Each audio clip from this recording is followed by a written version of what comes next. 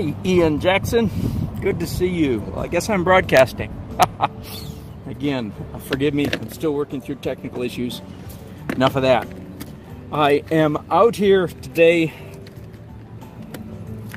in Raleigh, North Carolina on what is called the Plein Bridge, which of course is the bridge on Plein Avenue. Let me turn you around just for a second. Let you see basically where I am. I'm looking west to the city skyline. I'm really glad I came out here now. Earlier in the day, the weather forecast was for non-stop cloudiness all day and a 70% chance of rain. Well, the rain is still likely, but at least it's not cloudy, and I'm actually getting quite a nice dramatic skyline. I'll continue the circles. Here I am looking straight north. By the way, back over here, this great big building here in the foreground, the silver and red, looks like red brick. I'm sure it's not brick. Anyway, that's a brand new building, and I forget right now what the name of it is. That's altered our view of the skyline quite a bit. There we are looking west. I'm on a railroad overpass, about 25 feet above the train track, I guess. Okay, I've done this view many times, but the public keeps asking for it, so here we are again. And it keeps, of course, changing. There's a huge new building right in the front of it now. So that's changed the image quite a bit. Okay, this is going to be a warm painting again. And I think I'm going to break the rule. Every rule can be broken. You just have to know why you're breaking it. I believe I'm going to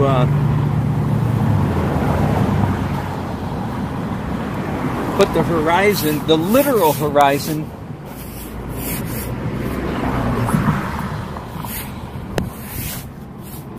right through the center of this painting. The literal horizon.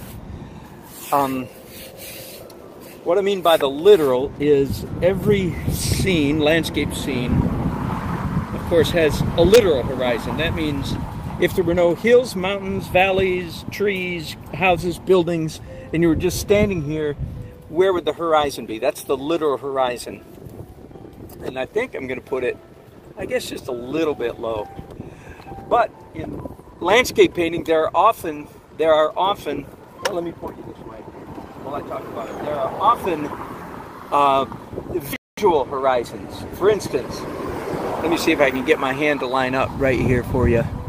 So down here, there's a row of buildings that are a very strong horizontal line, below which everything's vertical. These tracks and so forth. See that? So it's vertical, horizontal. That's not a literal horizon, but that's a visual horizontal. And then likewise, at the top of most of those buildings is a fairly straight line. So those are both, you could call them actual horizons, I suppose. And I think I'm going to put the lower one here and the upper one here, which is exactly at the thirds, but that means that the literal horizon is going to be pretty close to the middle. That's enough talking. Let's paint. I also have an objective today, personal objective, hope of painting quickly. I think there's a building here, here, here. Then the great big building is going to be about here.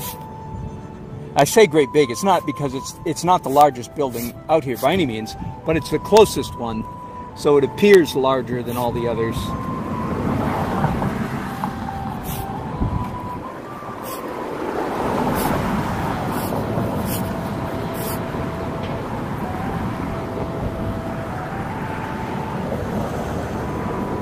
Let me try that again.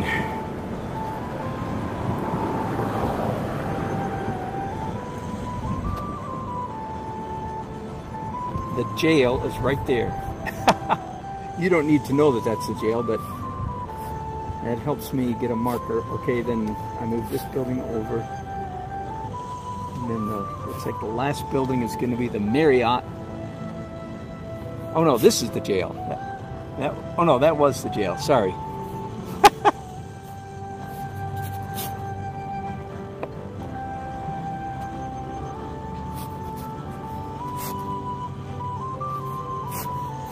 I'm having a very typical challenge, typical problem right now.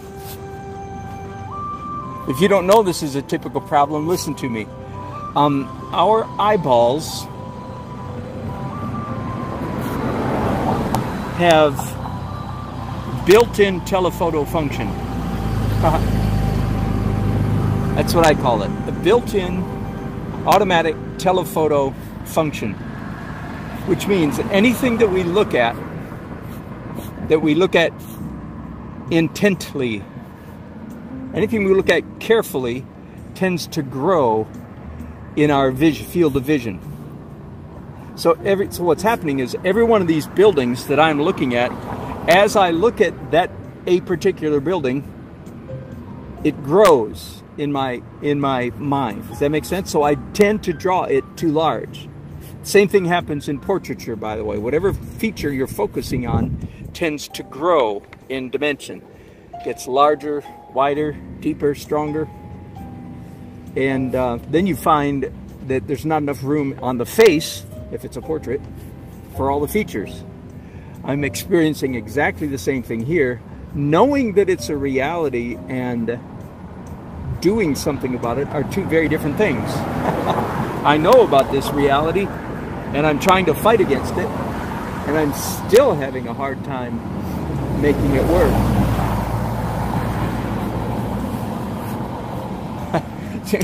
This building right here has moved. It's moved 3 times. 1, 2, 3.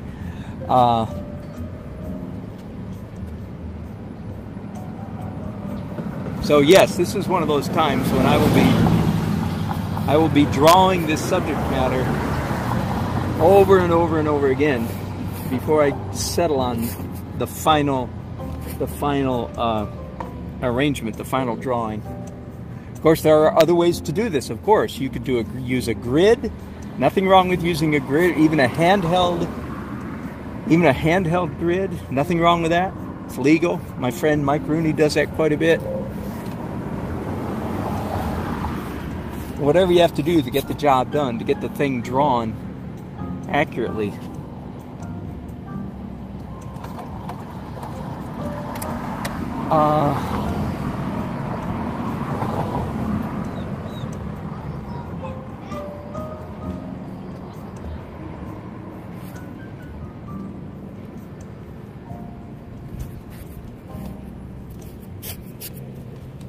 Hello. Hi. Sorry about that. No, you're fine.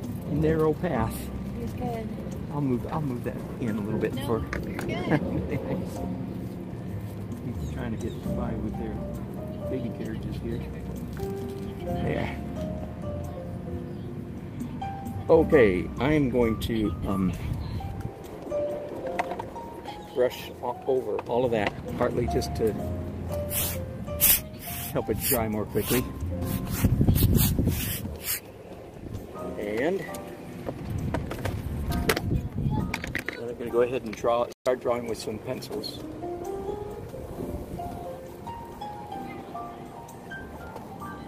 This time,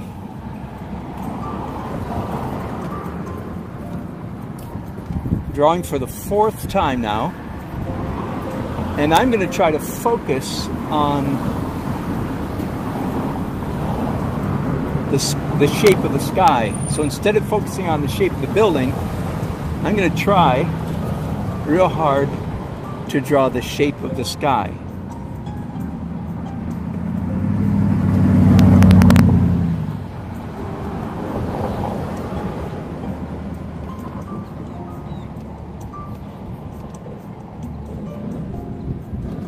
Let's get some left hand going here. I really get nervous when I find myself drawing too much with one hand, my right hand.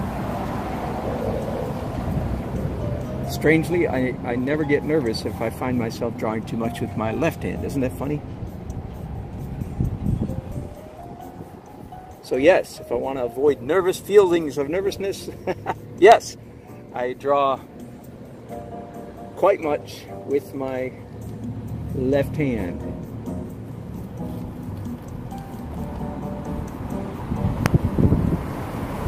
My left hand is not as neat, of course, as my right hand. But my left hand tends to make more interesting marks than my left hand. So, I don't know if you can see this or not, but let me zoom you in a little bit. So, here's my last drawing. This building, which is the BB&T building, it was 1, 2, 3, 4. It's been it's been drawn in 4 different places. My point in pointing that out, is not to prove to you how stupid I am, which is certainly a respectable objective, but is in fact to illustrate for you how much you give yourself permission to change your mind. That's the thing. Do not lock in. Do not lock in. Okay, back over here now.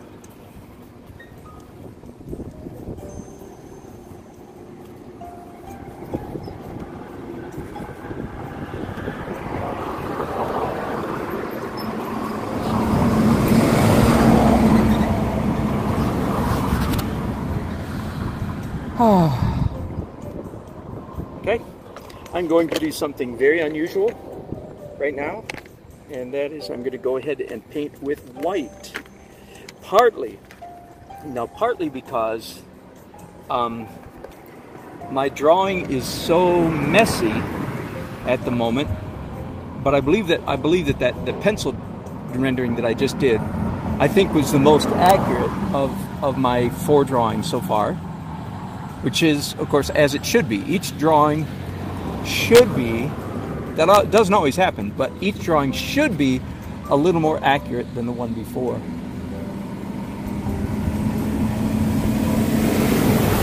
And I'm afraid that if I don't do some white right now, that I'm going to lose the drawing. That is my next layer. I will get confused and I will move buildings where they shouldn't be moved, so to speak. Plus, there is great benefit, significant benefit, in drawing in light, L-I-T-E, not just white, but light. Like, for instance, if you're drawing in a pencil or charcoal, you know, the old trick of using a white charcoal or white chalk, white pastel in the drawing. When you're trying to capture something realistically, as soon as you start drawing in light, you're looking at the subject matter through a different lens, a different filter,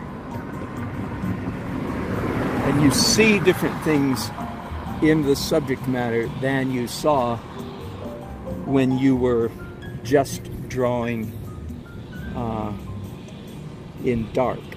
Did you follow that? So when you draw things light and you're looking now at your subject matter, you're looking for light things instead of dark things, or instead of outlines of things, you're looking for light blocks. And that very often helps you to notice things that you didn't notice when you were drawing with a dark medium. So that's another reason why I am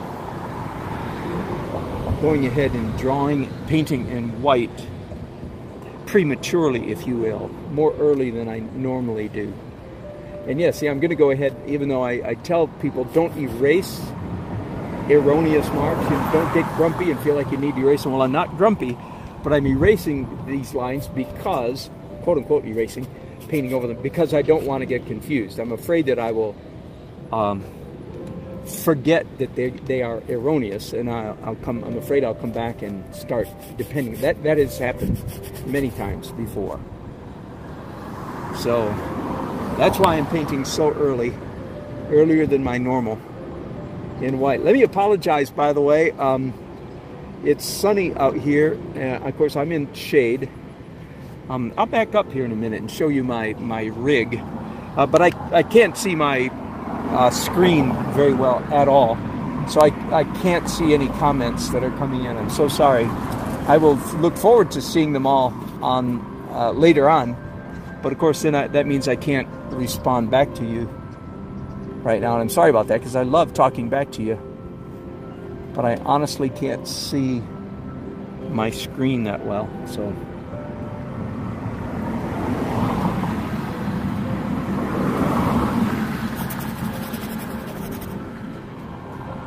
Also, new in the foreground, our city is growing very quickly. Don't know if you've heard about Raleigh, North Carolina or not, but it's one of the top-rated cities in America. Keeps winning, you know, Forbes magazine top 10, top 5, stuff like that, and it's growing like crazy. Either Apple is going to set up its next headquarters here in Raleigh, or Amazon. It's in all the news these days. We don't know which one, but one of those is likely to move in, which will bring another huge influx of growth into our city, which is already growing at a very rapid rate as it is. So,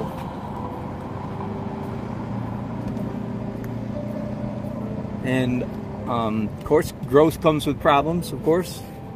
But grumpy people complain about growth, and business people make millions of dollars on growth. So I'd like to be more like the business people that make money than like the grumpy people who complain. Lots to complain about, but doesn't do any good, and it can't be avoided, can't be helped.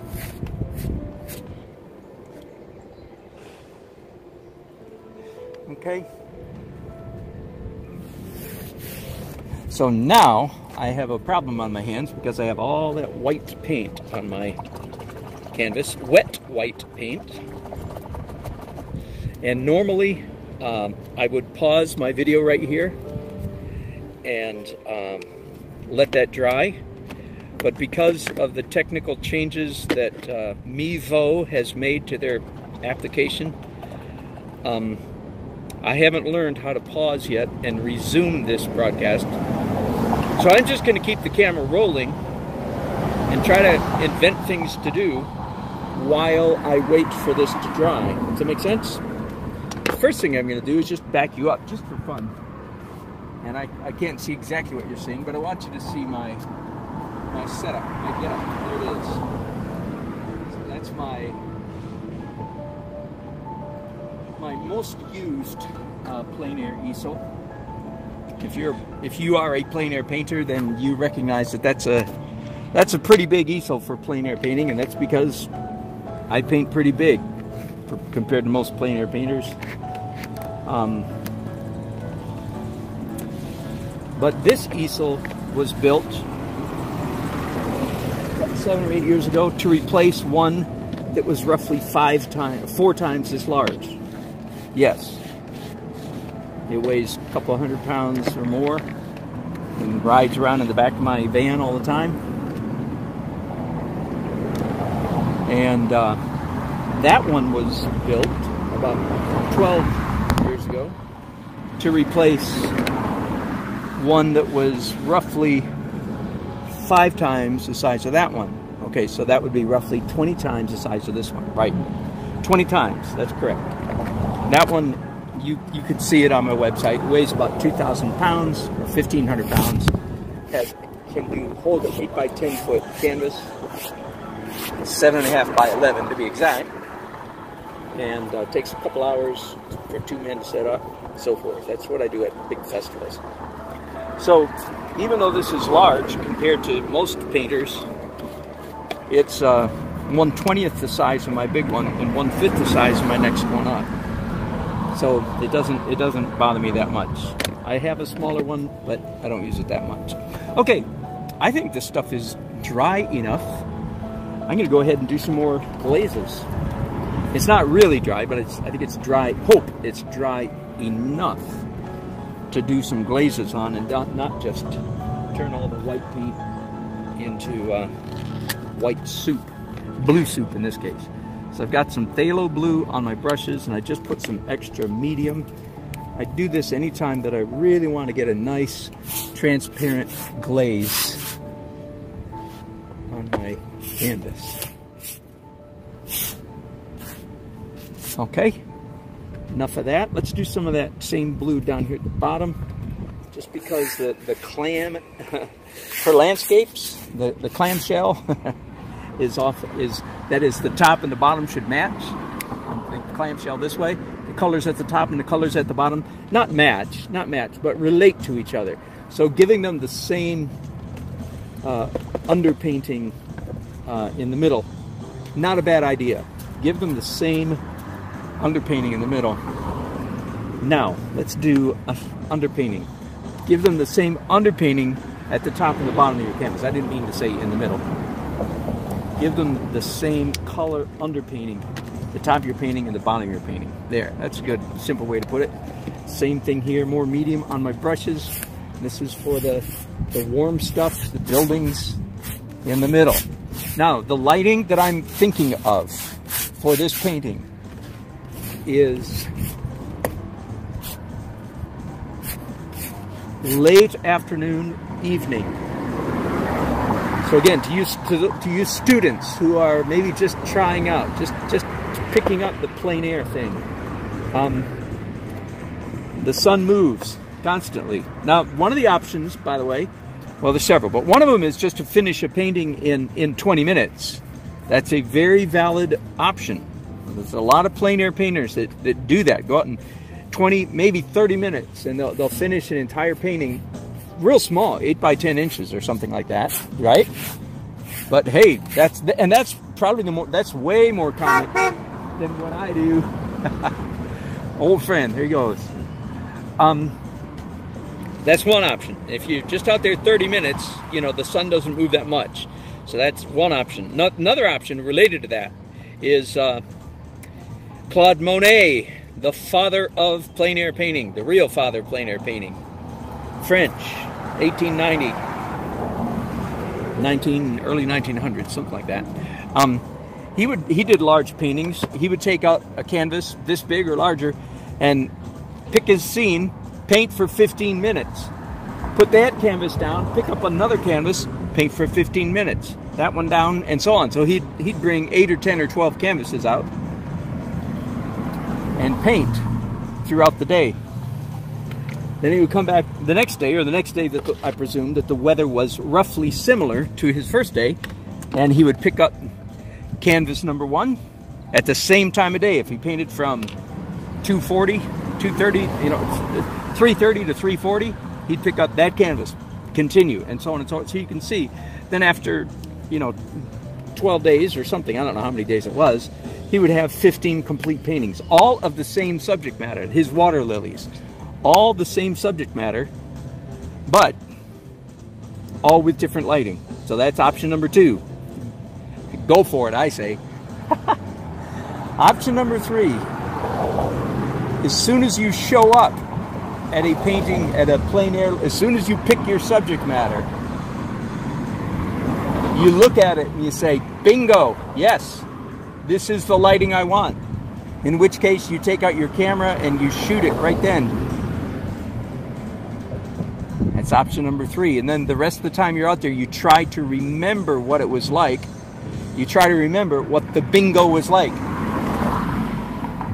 And you have your picture with cameras, with camera phones nowadays. You have the photograph to look at. Not like back in the olden days when you had film camera. Boy, can you imagine? How did we ever do it? Okay, option number 4. When you show up at a location. 1, 2, 3, 4, 5, 6, 7, 8, 9, 10, 11. 1, 2, 3, 4, 5, 6, 7, 8, 9, 10, 11. Boy, perfect. Another option is that when you show up on location, you say, and by the way, this is what I'm doing today, and it's my most common, is I show up mid-afternoon and try to guess what it's going to look like in about 3 or 4 hours. And I'll still be here in 3 or 4 hours. Get it? So I go ahead and take pictures anyway, just for future reference. Or in case, you know, a thunderstorm breaks out and I need to dash out of here. But basically, I'm trying to predict and guess what the lighting is going to look like at about 7 o'clock or 7:30 this evening.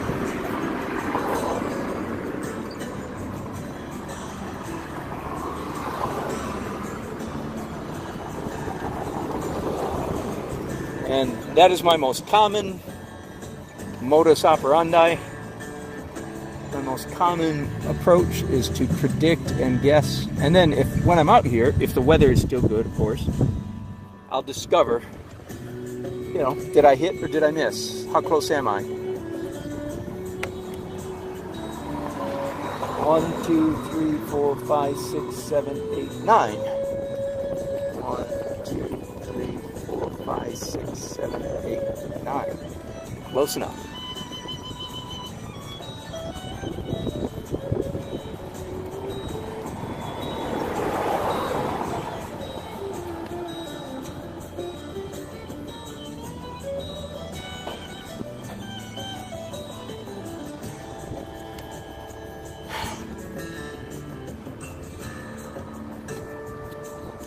Here's one point right here at which my drawing is definitely off. There's supposed to be more daylight between these two buildings, but let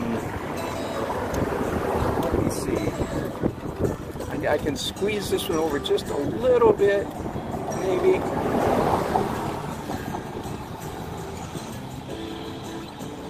Not much. So that's just a mistake, if you will, that I'm just going to have to live with. And in my opinion, that's the kind of mistake, in fact, you can get away with.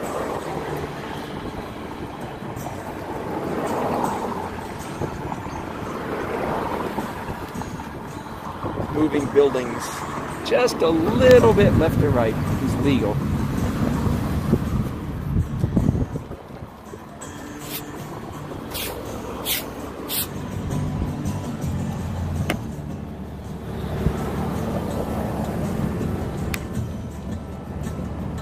So as you can probably tell, I am drawing once again. So this is already the 5th time, number 5. This is already the 5th time that I have attempted to draw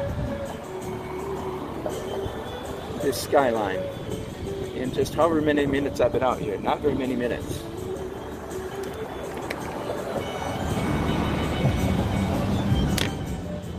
And I don't sweat and strain an awful lot about getting it right. The first, second, third, fourth, just with each rendering, I try to get it a little bit more accurate. So as you can imagine, my buildings, my lines are jittering back and forth. They are not consistent. And as you've heard me say before, if you've watched me before, I believe that jitter is actually advantageous, beneficial, actually makes the painting, the final product, better than it would be if there were no jitter. So it doesn't bother me a bit that I have to keep changing my mind. As you also may know, if you watch me, I do want this to be an accurate painting. Now, there are little inaccuracies that don't matter, like that this building ought to be, you know, a 1/4 inch to the left, or this one 1/4 inch to the right, that kind of stuff. That kind of stuff. What does matter is mistakes in perspective, perspectival issues, perspective mistakes. Those matter. Moving the building a tiny bit left to right, that kind of thing, that does not matter. Okay, does it make sense? But I draw quickly. I make my decisions, as you can see, pretty quickly, so that I don't get all tight or uptight.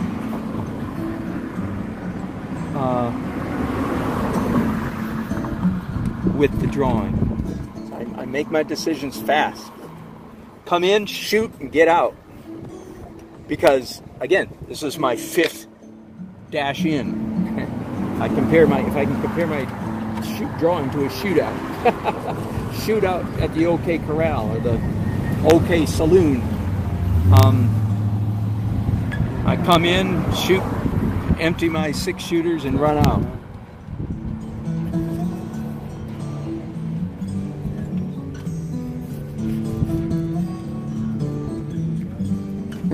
Hello.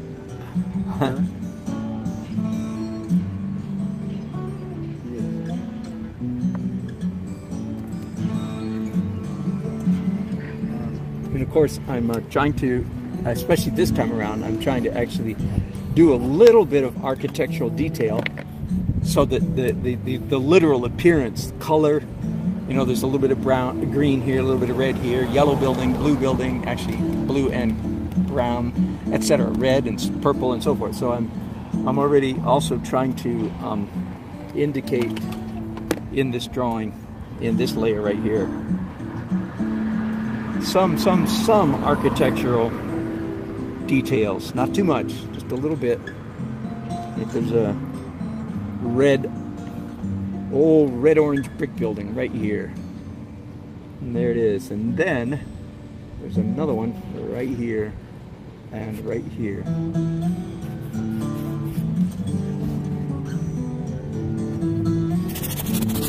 Likewise, big old red brick building down there. That's close enough for now. Ironically, I've done this general view of Raleigh.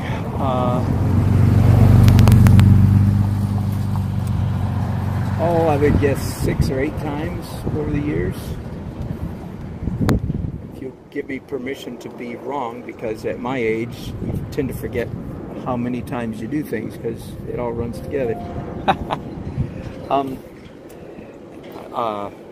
Now, there's quite a bit of change. All this has changed, and this building has changed.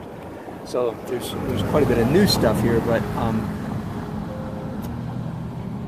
ironically, one of my favorite views of this scene that I ever did, I did at a fundraiser for the American Red Cross last year.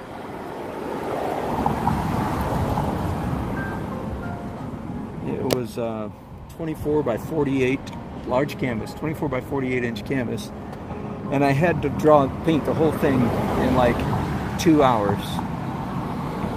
So it was a really fast painting, and partly because it was fast, it turned out really good. One of my all-time favorite of this particular view.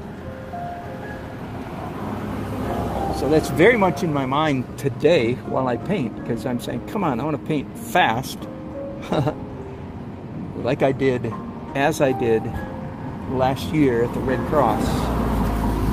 So keep it loose. Let's keep moving. Let's keep moving. Don't stop and think too much. Just keep it moving. That's what some of my inner dialogue today.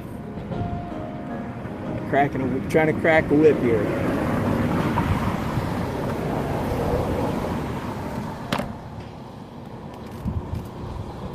Would like to have the whole thing done in 4 hours.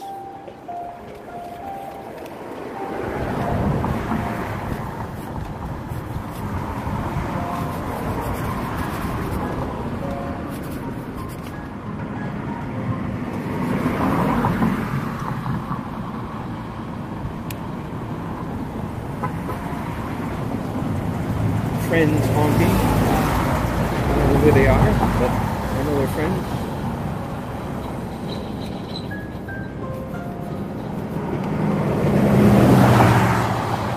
Recognize me from somewhere.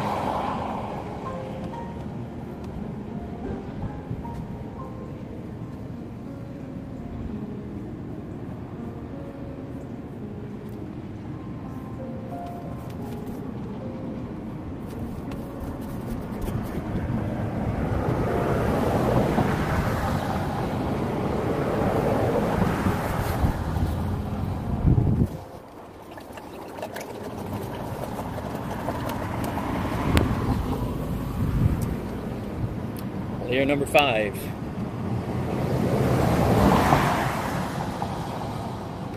Let's keep going.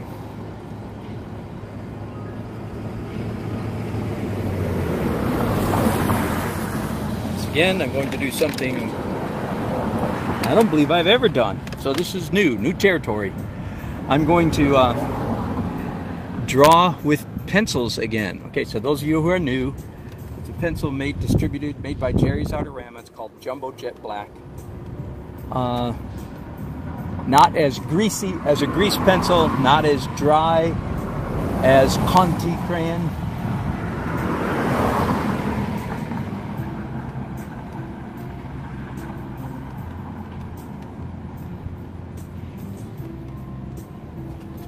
Plays very well with acrylics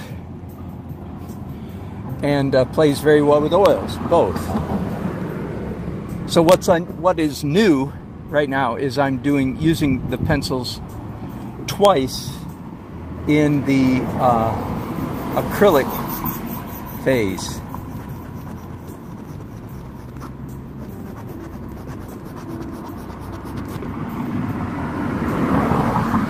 Usually I use the pencils one time in the oil stage and one time in the acrylic stage, and then that's it. Sometimes a little tiny touch up here and there toward the end. Even that is a fairly recent development, the touch up toward the end. I don't think I've ever done it twice in the acrylic stage. So just feeling the need and you know, it's intuitive. I look at it and go, yeah, I think it can handle another layer of pencil. Now, if you haven't watched me do this before, then let me couple things. Now, forgive me for you veterans who've watched me many times. You're going to hear the same stuff, of course, over and over. The pencils, yes, in fact, obviously do help achieve a degree of similitude, realism, right? Check, granted. Lines, hard black outline edges do aid in the achieving of realistic drawings, correct. But that, however, and I'm certainly using that function right now. However, that's not the main reason why I use them. I use them because I like the interplay. I like the juxtaposition of, do you like that word? It's one of my favorite words, evidently. I use it a lot. I like the juxtaposition of smooshy paint and scratchy pencil. Started this about 3 years ago, I think. Didn't know, still don't know if it's going to stick, if it's a permanent part of my repertoire, but evidently it looks like to me like it. At least it's going to be around for a long time because I still enjoy the effect. I still enjoy the interplay of scratchy pencil with smooshy paint, if you will.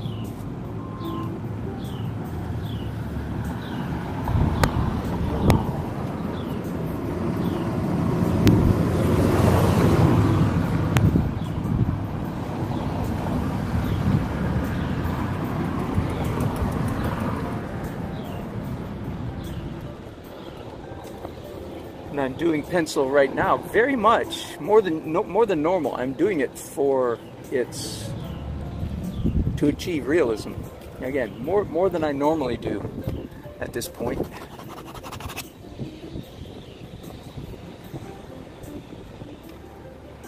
There's just so much information over there to my left. Ooh, nice little breeze right now.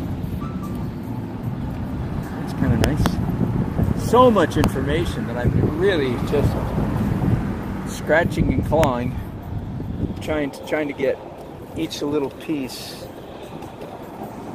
close to accurate. Not exactly accurate, but close to accurate. With each step. So this is my 6th rendering, right? This is my 6th time I've drawn this scene. Oh, and I was going to say that at the end of this pencil phase, my paintings are always much too pencil-ish, much too liney. But don't worry about it. I have many layers of painting yet to come. And every one of those painting layers serves to diminish the pencil lines. In fact, I'm going to do something right now. I need a... It's getting so messy down here. Once again, I'm afraid when I come back, I won't even remember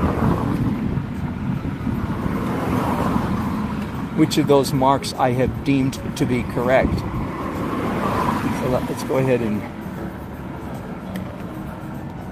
nail some of this down.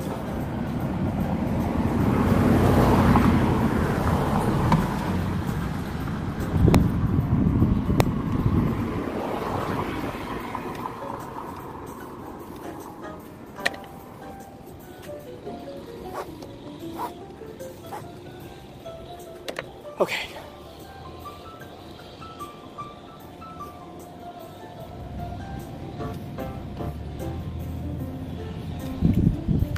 Again, I just take a minute to do some marks here, then when I come back the next time, I'll be able to recognize which of these marks I now consider to be accurate.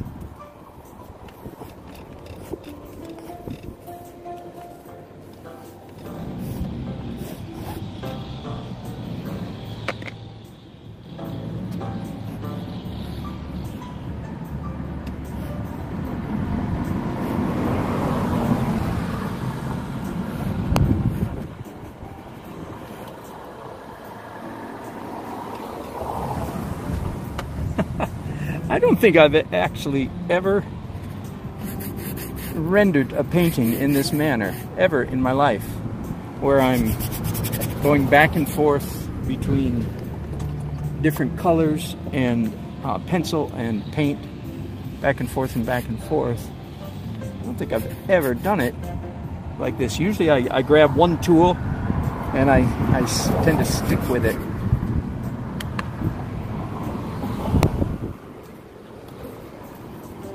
It is sort of a desperate attempt, again, to try to capture the complexity of this subject matter really quickly. Thank you!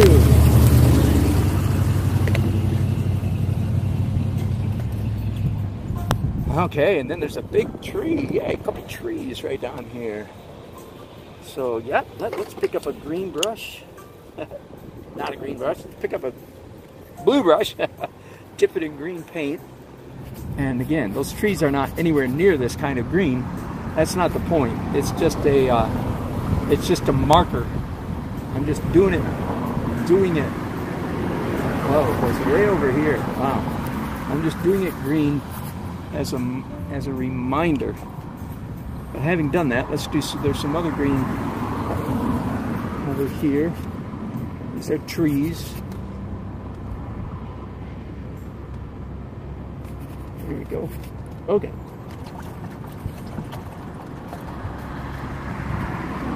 I hope you can see just from that why I say green is a very dangerous color. The color, that green that I just put on the canvas is entirely too electric. Like, bzzz-ah! That was the sound effect, get it? Bzzz-ah! In case you wanted to hear it again.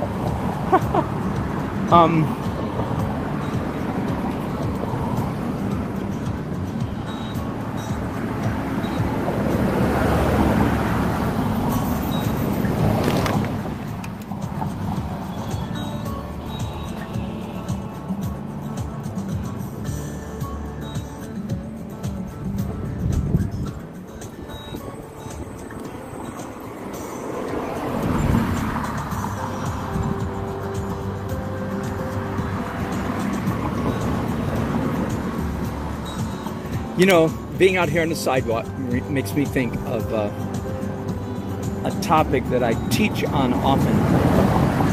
And painting on a sidewalk is a good example of what I'm talking about. What I mean is this. People approach the people that are coming up the sidewalk this way. Now, today there's not that many, but when I'm painting downtown, there's a lot of people. And they, of course, they look ahead, they see an artist painting with an easel, painting at a canvas. And so, whether they know it or not, I know that they develop, as they walk toward me, they develop a series of expectations as to what they're going to see when they come around the corner and see the front of my canvas. And they, of course, turn around, look back, right? And are more often than not quite surprised, if not shocked by what they see. And I can tell you what it is they expect to see and why what they do see shocks them. Okay? Again, this is just a topic I talk on often. What they expect to see is a picture. I'm mispronouncing that word. It's a picture. Only you native English speakers can tell the difference between a picture and a picture. And I use the wrong pronunciation on purpose. What they're expecting to see is a picture, in this case, of the city. Ironically, on this painting right here, they're seeing quite much of a picture. But that's what they expect to see.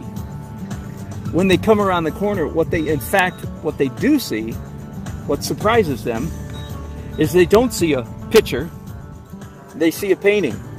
They see a treatment. They see an interpretation, all those words meaning the same thing. They don't see a picture, they see what I call a painting, which is not a picture. It's a rendering, sure, it's a rendering of the city, sure, you can recognize it easily.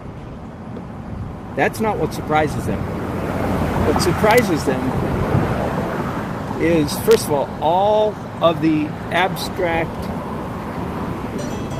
issues and elements in that rendering. What surprises them is the abstractness of the rendering.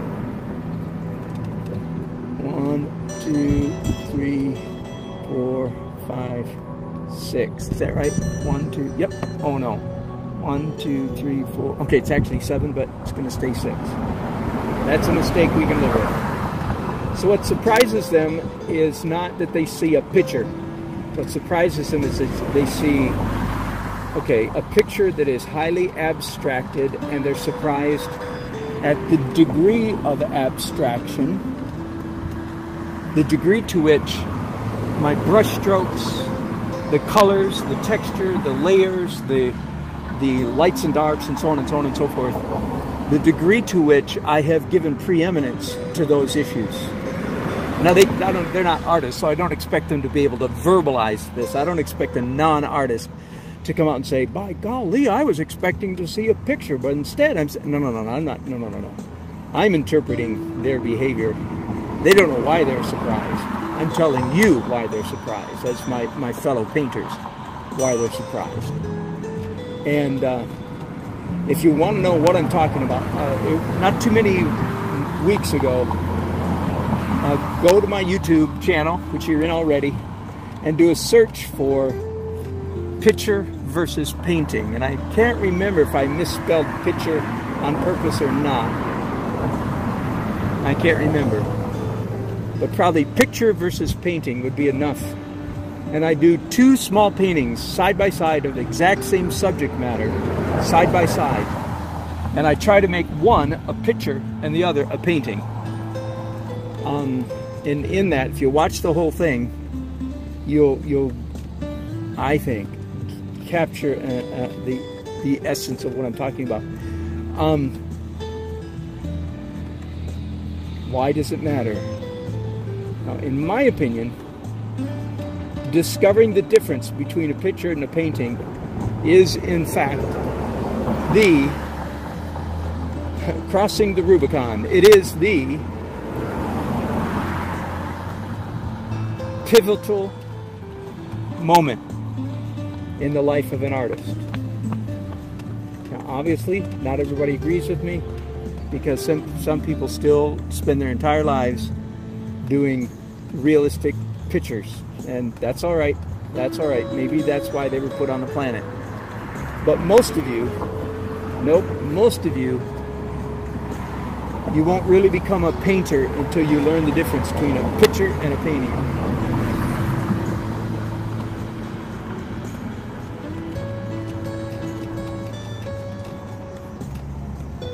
And I say that as one who can do both, has done both, did pictures for many, many years, did them quite nicely. Okay? So it's not because I can't do realism. Go to my website. You can see I'm defending myself here a little bit, because I think that's one of the things that gives me authority to say such a thing, is I'm not just speaking out of my own taste or my own habitual skills. I think I'm speaking at a deeper level. The question is, why is Rembrandt better than Frans Hals? And of course there are going to be some people, a certain percentage of the population, that will always prefer the realism, the picture, to the painting. For those of you who are artists, you should at least study and discover what I'm trying to say, and then make your decision, not based on your lack of understanding or lack of skill, but because you've chosen to do one or the other. And again, I think that pictures, paintings are inherently superior to pictures. Boy, that's a mouthful, and I know that's provocative to some of you. Again, of course, it's just my opinion, but let me repeat myself. It's the opinion of someone who can probably do pictures better than most. Go to my website and see. Okay, so it's not because I can't do or don't. In fact, I still sometimes enjoy doing realistic, hyper-realistic pictures. Since I've gotten this far in, I've said this before, but let me explain, if I may, why I think paintings are better than pictures. And I'm going to use an analogy, again, that I've used before. Here it is. I have 4 grandchildren. My wife and I have had 4 grandchildren and their parents living in our house for the past 13 months. Ages 7, 5, 3, and almost 2. Okay? And we have this little expression. I am primarily to blame for this expression. Like all children, they love watching TV, right? And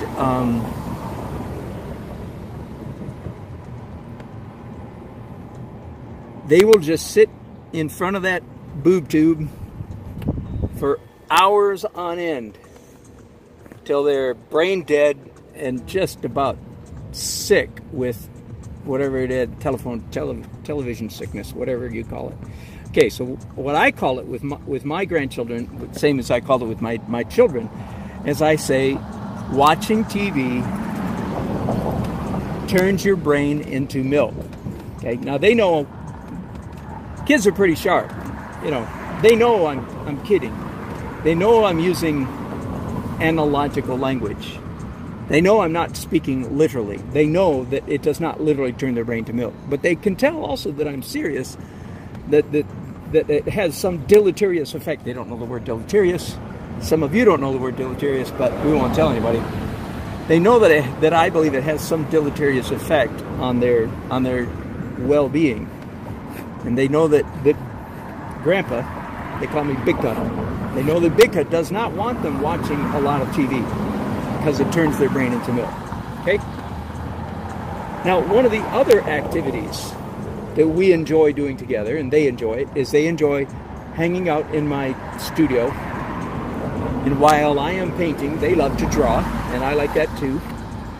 And very often, while they are drawing, we will listen collectively. We will listen to stories, books on tape. Last night we were listening to The Magician's Nephew by C.S. Lewis, which is technically way beyond their development. to capture. But they're getting it. They really get it, and they enjoy it. Okay, one of the things that is so obvious to me is that listening to book on tape, so to speak, listening to a recorded story does not have the same deleterious effect that watching TV has. Okay, hang on just a second. I need to think about what I'm doing here for a minute. I'm getting close to the end of acrylic phase. I want to do a little more glazing, however. A little more glazing. And then one more layer of white before I move on. So, and I think the first glaze I want to do is warm. So this is actually the third time I've done a yellow-orange glaze. And yeah, I want some medium, make it go thinner.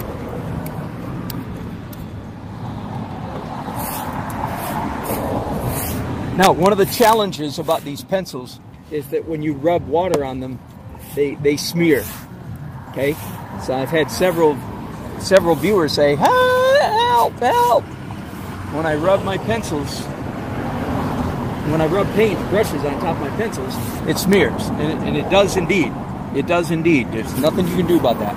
So what you can do about it, nothing you can do about it. What you can do about it is rub it once and leave it. Try to avoid going over it several times. So that's why you see me painting with such aplomb, abandon, speed, and so forth.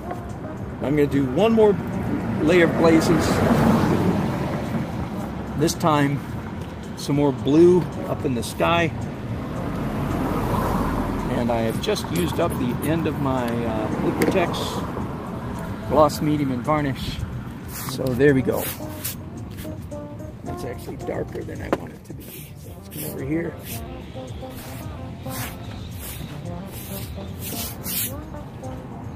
Let's do some ultramarine. What I've been using so far in the sky has been pretty much phthalo blue. Just added some ultramarine to it. And now, remember that clamshell thing? Let's do some ultramarine down here as well.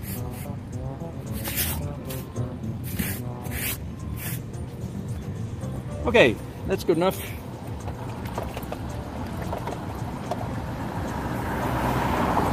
Okay, back to the picture versus painting, using an analogy of children watching TV versus listening to a story, audio story.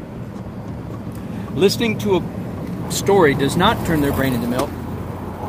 In fact, I discussed this fresh in my mind because I actually talked to them about this just last night. I said, why is this not turning your brain into milk?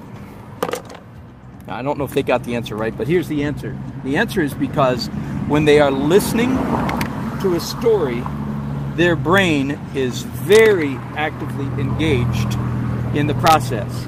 They are projecting a picture, so to speak, onto the screen. They are imagining all the pictures, all the images that they're hearing in the story. Get it? Their visual cortex is actively engaged, creating the visuals to go with their auditory. You with me?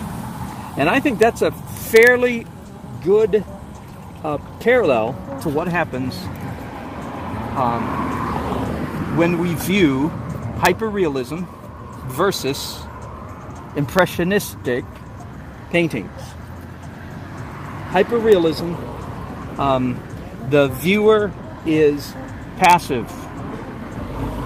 The viewer is passive. Their brain is not finishing the picture. Their brain is just receiving the picture because the artist has done all the work. Nothing wrong with that. Many, many amazing, beautiful pieces of art over the centuries have been done in that manner. But I think, and again, not because I can't do the other.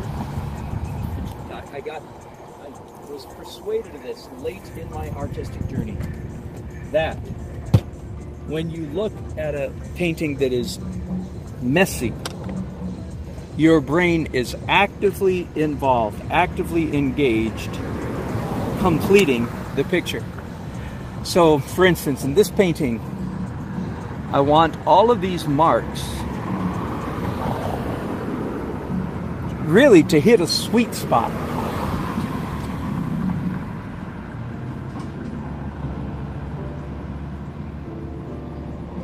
I want people to be able to look at all of the brush strokes that I put on the canvas. In a sense, now let me play with you a little bit. In a sense, what I would like them to see first and foremost when they look at one of my paintings is brush strokes. That's what they see first and foremost, is brush strokes. Only, so to speak, I'm exaggerating slightly, but only with second glance do I want them to see, yes, not only buildings, but buildings with very particular features and characteristics. Now, if they happen to be from Raleigh and they know these buildings very well, but hardly anybody would know them, honestly, hardly anybody would know them so well that they would recognize tiny details. So that's not what I mean. But what I do mean is, I want they're going to go. Their eyes are going to go, huh? Wow. There's a balcony. There's some, you know, glass and stainless steel filigree. You know, there's some architectural elements, things, details going on. I want their brains to do that.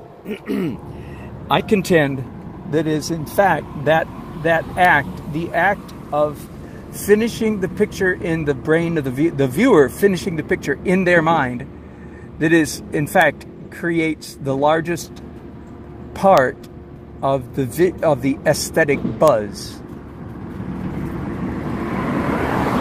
What do we like about artwork? Well, we call it aesthetics. We call it makes us happy in some way.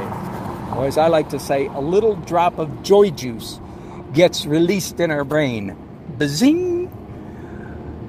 And I contend that the biggest joy juice drop is released not when the artist has done all the work, like watching TV, but when in fact the viewer has to engage actively in the process in order to see what's going on.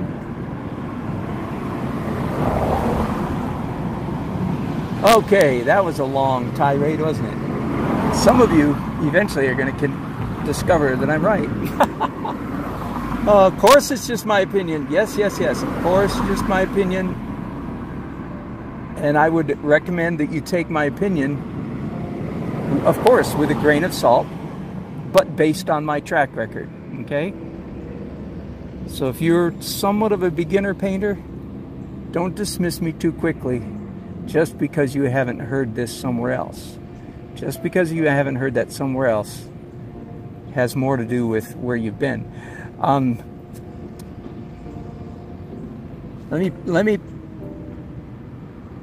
what's the word? Pull authority. Not my own authority. Let me pull on an authority.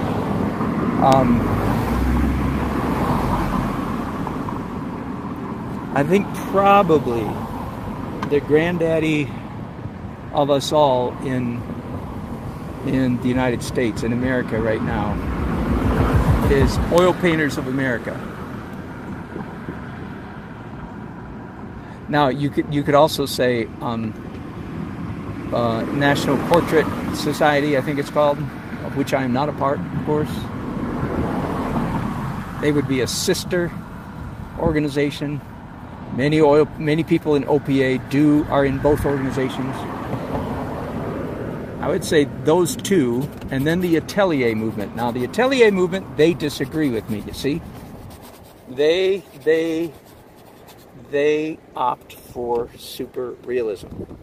And they're a bunch of very smart and very skilled people. So I will beat you to the punch and tell you that a whole bunch of people would disagree with my assessment.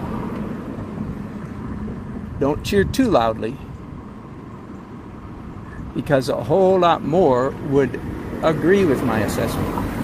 Okay, Oil Painters of America and National Portrait Society. OPA more so than the portrait group. Just do a Google search for Oil Painters of America, OPA, and look at the winners of the last 2, 3, 4, 5 years. You will find a generous smattering of super realistic stuff. A generous smattering. It's not rare by any means.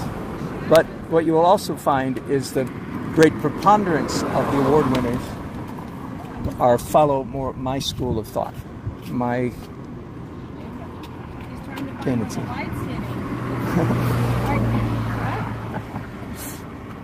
That's one way to put it, Jordan. Reflection. There you go. Oh, that was hard.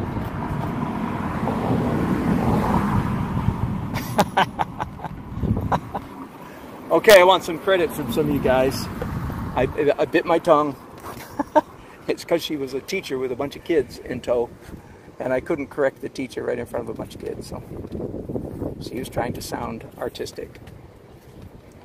But no, I am not trying to decide where the light is hitting, in case you were wondering. That was decided in about the first 15 seconds that I got here. Anyway, sorry.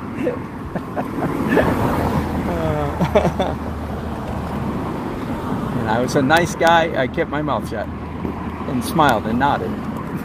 You'd have been so proud of me. My mama would have been so proud.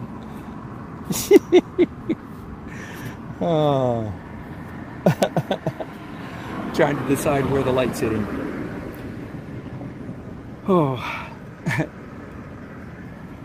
Now it is ironically interesting that this painting at this moment does not have strong light source, so it is ironic that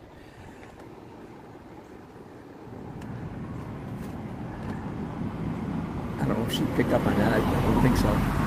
No. She just thought that that's all what all artists do. Which, by the way, brings up one of my other, rant and rave number 255 for you artists wannabes. No, you do not get any credit. You do not get any points. You do not get any credit for, quote unquote, which way is the light coming from. Okay? Now you can get disqualified from competition for not knowing the answer, but you don't get any points. You don't get any big points on the board for answering that rather elementary question. The reason, and in my painters groups and so on, that kind of thing is brought up often because it's unclear in the painting. The reason I don't allow my students to pat themselves on the back is because I think if they pat themselves on the back for getting that right, they feel like their job, as far as light is concerned, is finished. They're done. Yay, I got it right. Yay, I know which way the light's coming from. Yay, I've indicated light's coming from the left, right, up, down, whatever. Yay, I'm done. No. That's not play of light. That doesn't even get you, that doesn't put any points on the board. You can get disqualified for getting it wrong, but you don't get any points for getting it right. The reason is because I don't want you congratulating yourself on something that elementary.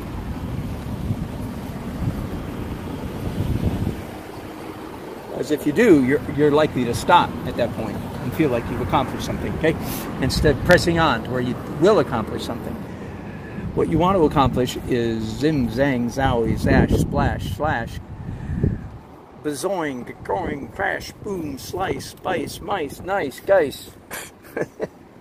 You want violent verbs, kapowie, That's the kind of light you want in your painting. Violet light, not the light's coming from the left. Forgive me for my sarcastic tone, but I'm trying to be a good teacher here. You want powerful verbs, not light. Even light hitting is not a powerful enough verb. Of course, the sun hits everything. That doesn't count. I want sun smashing, exploding, slicing, glancing, ricocheting. That's play of light, not the light's hitting the building on the right. Are you with me? I hope you're paying attention. I'm trying to teach you here. Save your years of anguish. I wish somebody had taught me all this stuff 40 years ago. I swear I would have paid attention. I would have soaked it up like a dry sponge. But nobody did teach me that. Could they have? That's a good question. I'm not sure they could. I'm not sure they could, because they were into abstract expressionism, and they had cut off their anchor, their moorings, with beautiful painting in the interest of fitting in with the crowd. That is my 40-year later, not very generous assessment of my art college major.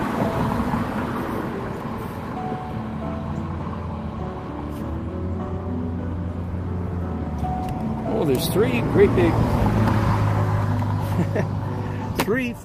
big flagpoles right here in the middle of the painting.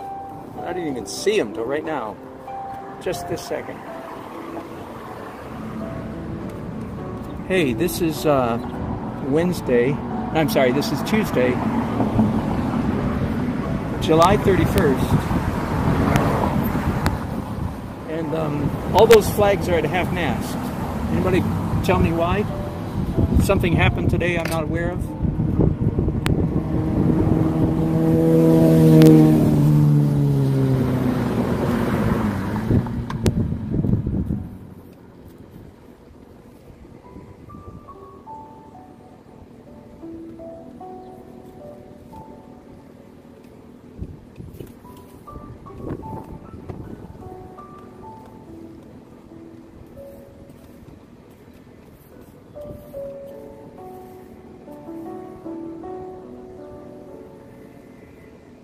Of course, I'm making a decision about how much of all this steel, this is like steel girder, superstructure stuff that has to do with trains. And of course I don't have to put it in here. But having put it here, now I have to paint it realistically enough so that people can tell, oh, I don't want to confuse them, right? So that's going to require some degree of rendering to make that clear.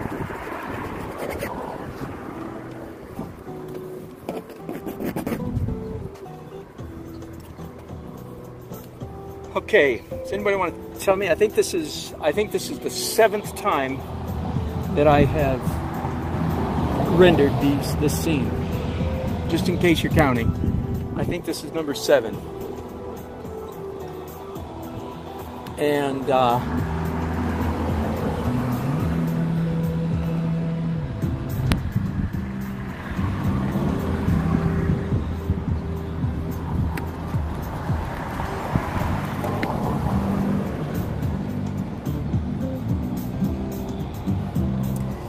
And obviously I feel like I'm getting narrowing and pretty close to accurate. I can still make changes, of course. With right down to the very last layer, I can change my mind.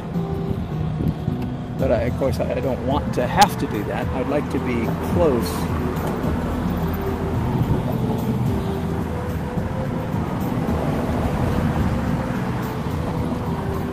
Here in the underpainting stage, I'd like to be close.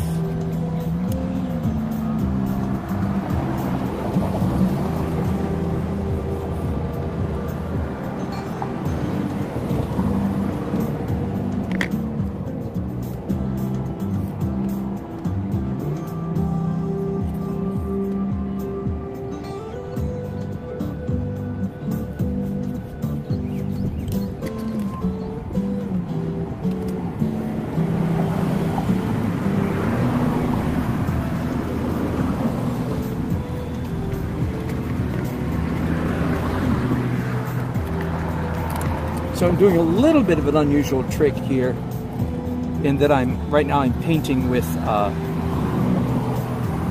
opaque acrylic. Normally, in the acrylic stage, I paint normally only transparent colors and opaque white. Sometimes, like this, I will break that rule,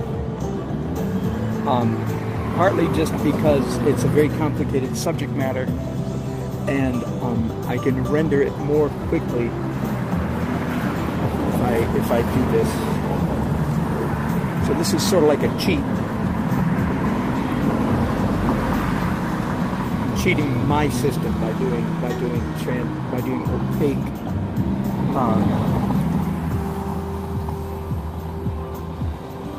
pastels.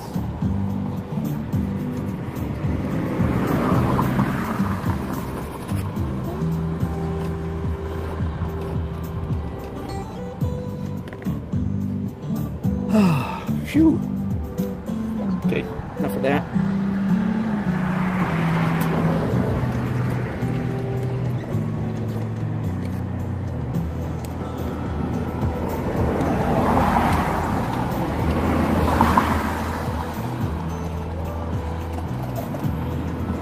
If you missed a little while ago, I backed up and showed you a long view of my equipment here, and you probably didn't notice, but there are two things. One, I put a mat down on the, typically I put a mat on the floor, on the ground.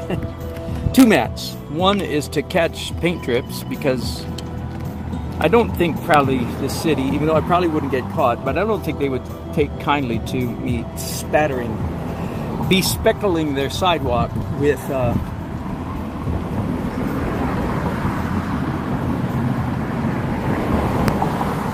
colored paint. And then the other mat that I'm standing on is one of those comfort cushiony things, which, oh my goodness, I can't tell you. So you plein air painters, you need to buy one of these. I can't tell you, even when you're out in nature and you're standing on dirt, rocks, and trees, I cannot adequately express how often this pad has saved my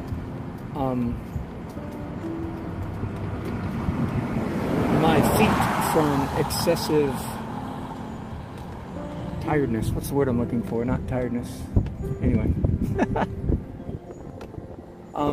Because even when you're standing out in nature, on grass, trees, rocks, roots, and so forth, the irregularity of the ground worries your feet, irritates your feet after a while. You may not even notice, you wouldn't even notice it at first. But since I use this pad all the time, now I notice it quite a bit. Maybe I'm only talking to old people, I don't know. It's very possible. But now, when I'm out here on concrete, there's no question, fatigue, that's what I was looking for. When I'm out here on concrete, there's no question how helpful this pad is. I also brought a stool with me today. I always carry a stool in my van. My van, of course, is an art studio on wheels, as you can imagine. And so late in the process, usually only, if at all, only in the very final phase of the painting process do I give myself permission to sit down. Even then, it usually just a few minutes at a time, then I'm back up on my feet without even thinking about it.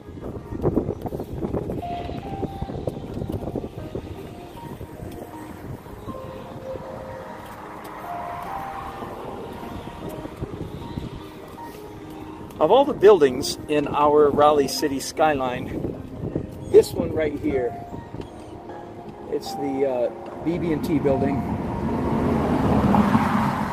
Because somehow it's the details of it are the most difficult to paint.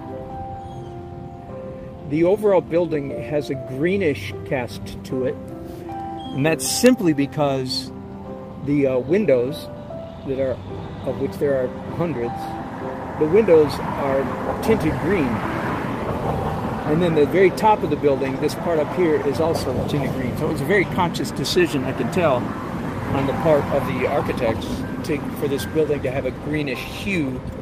But for some reason, I find it to be the most difficult of all the buildings to render. That did a whole bunch of nothing. Anyway, so there it is. Good enough for now. I'm just about, after this, I'm switching, of course, to oil. So this is my, again, I think if you're counting, right, I think it's my 7th rendering of the scene. I've drawn it 7 times. When I get to oil, I'm going to draw it 2 more times, once with pencils and once with brushes. And those are very definitely drawing-ish layers, liney layers, pencils, of course, and skinny brushes. And then I'll do the fuzz layer, then the final edit. And the final edit is also very, very much of a drawing function. So if I've done 7, 8, 9, 10, I'm on track to draw this subject matter 10 distinct times. That's not counting the layers of glazes, of which there was 1 abstract, 1, 2, 3.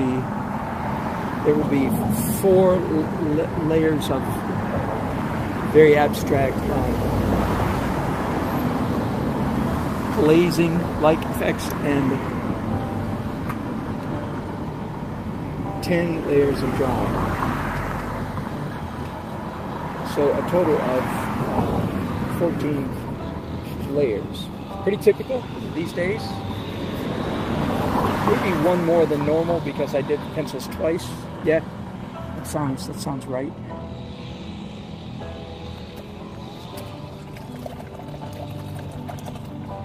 Woo! Now, if only I could stop there. If only this were my style. If this was what I was known for. That's not a bad painting, right? It isn't. And boy, I did it fast. I did it quickly. Yes, I know. English majors, hush.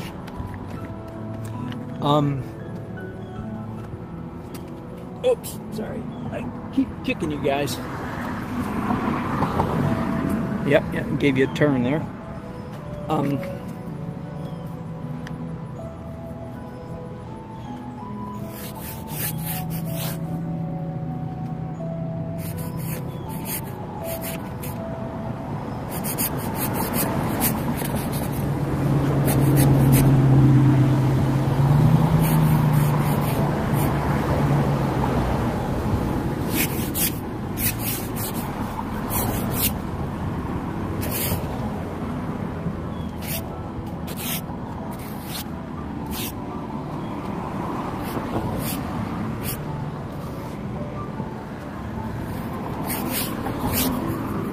Yeehaw!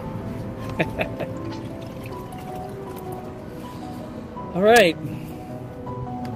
How am I doing? I forgot to look at what time it was when I started. And if I keep on at this pace, I will not be here at 7 o'clock. I told you I was estimating what the light might look like at about 7 o'clock, but it's going on 5 now. Yeah, no, I might be here for 2 more hours. Yeah, what am I thinking? Who am I kidding? All right, out with the acrylics. Let me go dump those waters. I'll let you follow me, because I've got to walk all the way.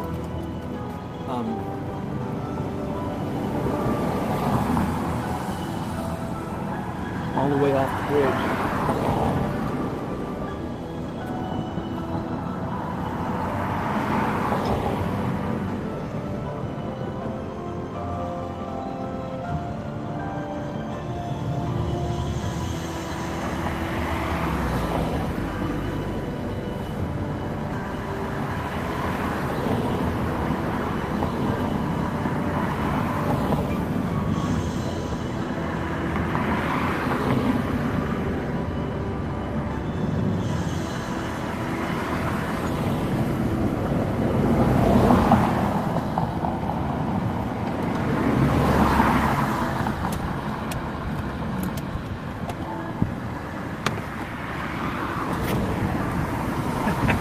As I was walking over there, it dawned on me, oh, wait a minute, I better be careful.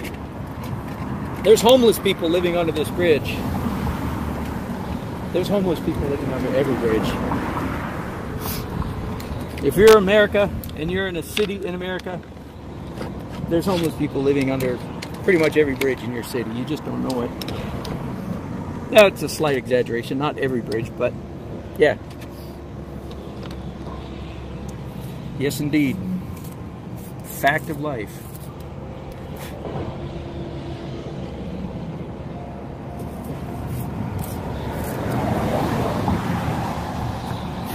With no easy solution, by the way.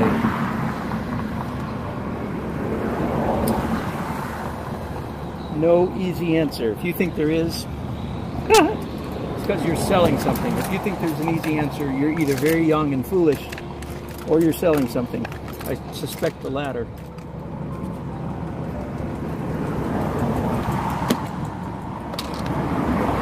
Okay.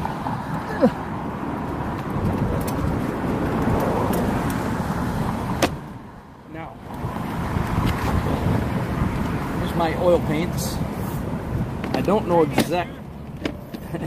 Somebody yelling nice things. Sincere, honest, it was nice. Something. I wasn't being sarcastic. It sounded like I was being facetious, but I wasn't. Let's see how dry they are. Yeah, pretty dry. I keep my paints in the freezer. My wife, very patient. I mean, it is how I make a living, so she no doubt feels it's proper to be patient. But I have 3 of these. I have 3 at the moment. That's a bit much. That is a bit much. I have 3 pallets with paint on them in the freezer at the moment. I like